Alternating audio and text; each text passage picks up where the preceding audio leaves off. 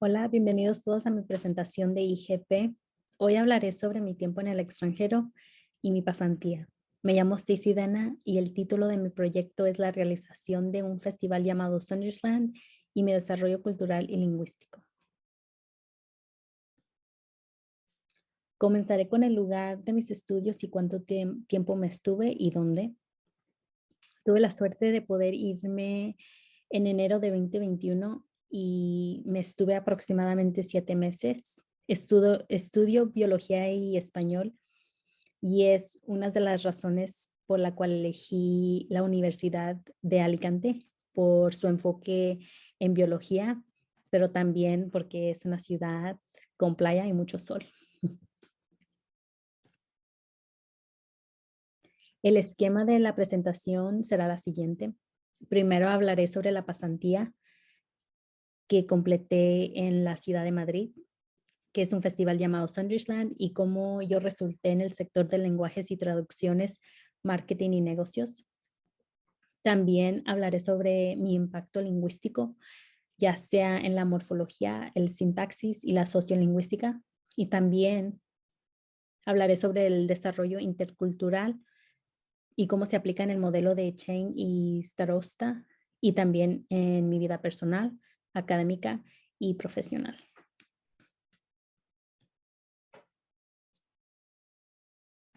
¿Qué es Sundersland?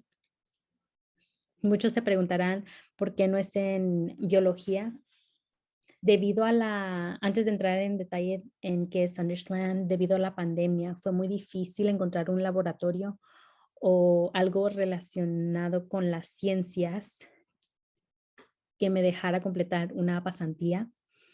De hecho, la mayoría de las asignaturas que se llevaron a cabo en la Universidad de Alicante, que era la asignatura y el laboratorio, ambos se llevaron a cabo en línea, entonces no había laboratorios en persona. Entonces fue difícil poder encontrar una pasantía.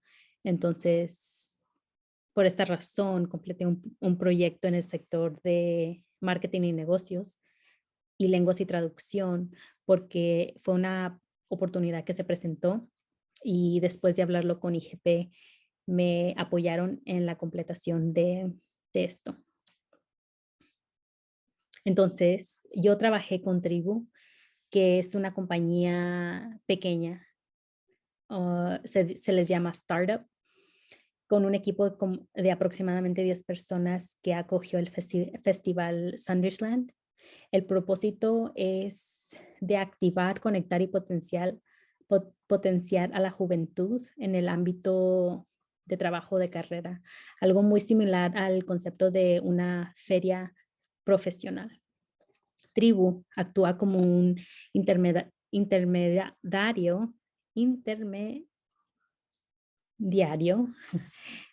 entre las empresas y los que están buscando oportunidades de empleo o inspiración de lanzar su carrera. Es por eso que me resultó llamativo uh, este proyecto y por qué decidí hacerlo, completar mi pasantía con ellos. Este festival se llevó a cabo en la ciudad de Madrid y es por eso que también funcionó, porque Alicante no está muy lejos de Madrid. Entonces, los últimos meses me situé en Madrid y no en Alicante. También algo especial de Sundersland es que se llevó a cabo de forma híbrida, o sea, en persona y en línea.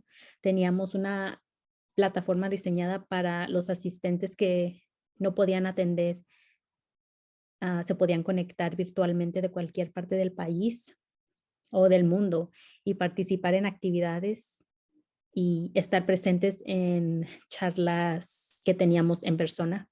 También la plataforma virtual tenía premios que daban, porque era como un juego donde tú adquirías puntos y luego ganabas premios. En persona, el festival tenía música en vivo, comida y cerveza gratuita, talleres y oradores que daban charlas similares como al TED Talk. Ver y trabajar detrás de escenas para ver la realización de un evento como este fue una experiencia inolvidable porque usualmente en el campo de ciencias típicamente no hay tanta interacción con personas y tanto ambiente de fiesta. Entonces, la verdad que me la pasé muy bien. Ahora mi rol. Mi rol en la pasantía tenía enfoque en marketing y comunicación. Aquí, como vemos, es comunicación, traducción y organización.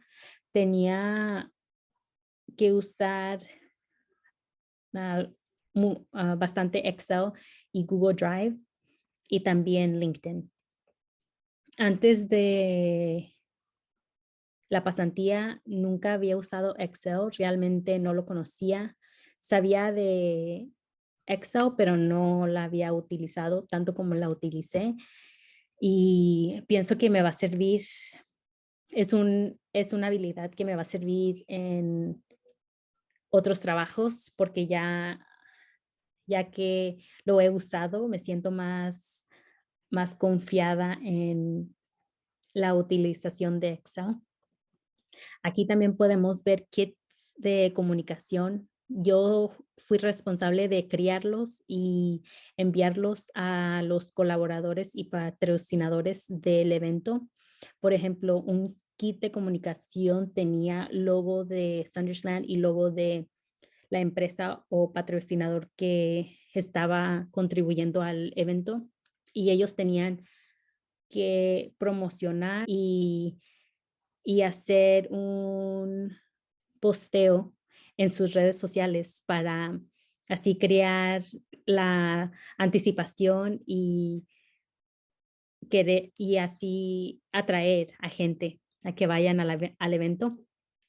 También usé LinkedIn para conectarme con más gente. Yo mandaba más de 50 personas, más de 50 mensajes personalizados a través de LinkedIn para invitarlos, decirles de nuestro evento, decirles dónde se va a llevar a cabo, que vamos a dar comida gratuita y convencerlos de que vengan a este evento. Entonces, fue algo diferente y que disfruté totalmente. Aquí fue interesante destacar los resultados. Por ejemplo, en las redes sociales, durante Sundersland teníamos más de 8 millones de impresiones que estaban involucrados y de forma presencial teníamos 623 personas asistentes, asistencias. Entonces, como se puede ver aquí, tuvimos un por ciento más alto de asistencia de mujeres que hombres, pero sobre todo en las redes tuvimos un incremento de 75% entre las edades de 18 a 35 años. Ahora la adquisición lingüística. Debo decir que ambos de mis padres son mexicanos, entonces yo comprendo el español la mayoría de las veces y lo sé hablar, pero pienso que al estar en España he mejorado mi vocabulario y la forma de expresarme en español, porque estando aquí uso primariamente el inglés con mis amigos, entonces pienso que aunque sea ambas lenguas,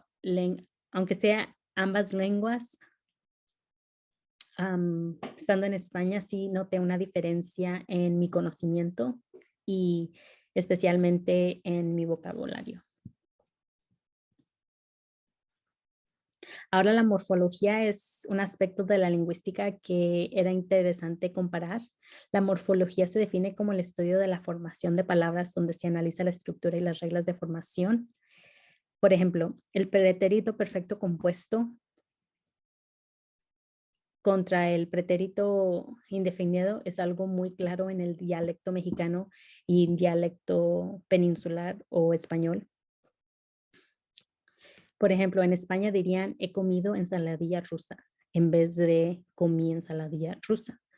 En España se usa mucho el auxiliar haber, entonces ellos usan como he estudiado hoy, he comido, he estudiado, todo con e.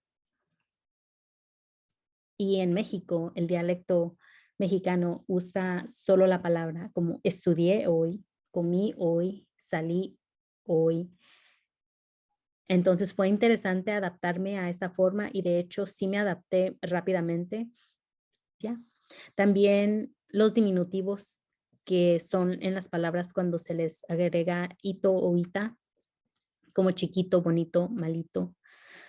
Debo decir que con los diminutivos noté que en España sí se usan, pero no tanto como el dialecto mexicano y como se usa aquí en mi familia. Entonces, a veces mis hermanas anfitrionas me decían, oh, dices mucho, como todo está chiquito.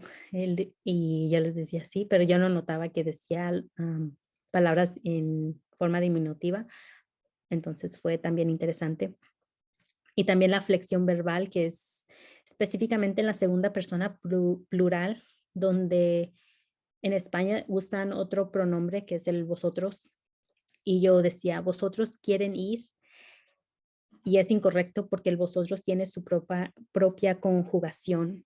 Y correctamente se debe decir, vosotros queréis ir. Y yo no hacía el cambio. Entonces, para mí, vosotros quieren ir, se oía bien, pero para los españoles no se oía bien, no era gramatical.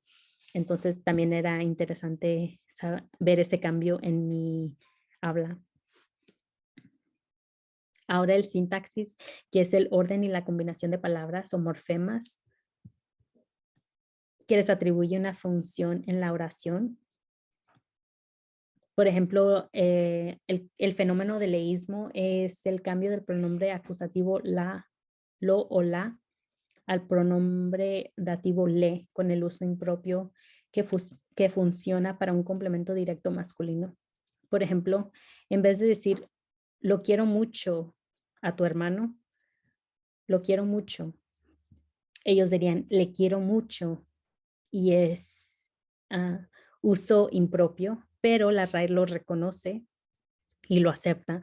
Entonces, la mayoría de España usan el concepto de leísmo. Y antes de irme a España, yo nunca había escuchado de este fenómeno y fue interesante oírlo. Y para mí nunca lo adapté y no pienso adaptarlo porque se oye para mis oídos muy ingramatical. Entonces fue interesante descubrir ese fenómeno. Y también otro fenómeno es el nombre propio con artículo definido, como ya llegó la María. Esto tiene una connotación muy negativa en el dialecto mexicano. Si no conoces a la persona o no es una amistad cercana, nunca dirías un nombre propio con artículo definido porque es negativo, irrespetuoso y no lo debes hacer. Y también es lo mismo en España, pero pienso que no lo ven tan negativo como en México. Pero sí de vez en cuando oía a mis hermanas anfitrionas decir esta forma del nombre propio con el artículo definido con el nombre de su tío, Entonces, sí era interesante oír también. Ahora la sociolingüística entre dialecto peninsular y mexicano. Aquí tengo ustedes, usted y contra el vosotros o tú. En España, como ya debemos saber, ellos usan otro pronombre que es el vosotros y en el español de las Américas usamos ustedes o en algunos casos de Sudamérica, vos. Pero fue interesante analizar el ustedes y vosotros, porque el ustedes en México no es signo de respeto, no es formalidad, es la segunda persona plural solamente. Pero en España, ustedes, como usamos en México, ustedes en España para ellos era muy formal. Entonces yo siempre usaba ustedes y mis hermanas y compañeros me decían, ¿por qué usas ustedes? Soy tu amiga, soy tu amigo. Y yo les decía, pero ¿qué es el problema? Pero ellos relacionan ustedes con la formalidad de usted. También se usa con personas más mayores y signo de respeto. Y, por ejemplo, con mi madre española siempre usaba la forma usted y para ella era un poco raro porque me decía, tú no me hables de usted, pero para mí era irrespetuoso si no lo usaba porque yo fui criada con el dialecto mexicano y con mis abuelos y con personas que no conozco siempre uso el usted. También la frecuencia del diminutivo fue interesante analizar, como he dicho, porque aquí en los Estados Unidos usamos mucho el ito y ita, chiquito, y en España también, pero no al nivel del dialecto mexicano. Entonces era interesante también que me decían que, que me decían de la frecuencia de mis palabras con el diminutivo. Ahora el desarrollo intercultural. Aquí está el modelo de Chen y Starosta, que ellos definen la sensibilidad intercultural con tres factores: el afectivo, comportamental y cognitivo. El afectivo son más sentimientos, el comportamental son comportamientos y cognitivo son pensamientos o ideas de sí mismo. En este modelo, ellos definen que la persona tiene control de sus sentimientos, el comportamiento y lo que piensan. Entonces, para poder alcanzar la sensibilidad intercultural, ellos dicen que tienes que tener unas características personales en cuenta para poder alcanzar la sensibilidad y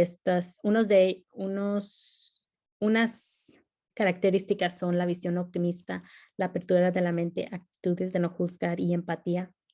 Para mí fue difícil a veces es tener una visión optimista o la apertura de la mente o también actitudes de no juzgar. Yo vengo de otra cultura mexicana con otros aspectos culturales, entonces era difícil a veces verlo por el, el lado español. Entonces, me costó en algunos aspectos, por ejemplo, actitudes de no juzgar. Algunas veces sí los juzgaba específicamente porque yo veía que interacciones entre hijo y padre eran un poco diferentes y para mí mis ojos se veían actitudes como irrespetuosas que no se deben llevar a cabo, pero para los españoles era normal. Entonces yo internamente los juzgaba un poco y decía, no, no, esto no está bien, pero en realidad era porque yo tenía otro conocimiento por mi cultura. Y la visión optimista también me fallaba cuando en el aspecto académico y hablaré de eso en la siguiente. Interculturalidad en diferentes aspectos.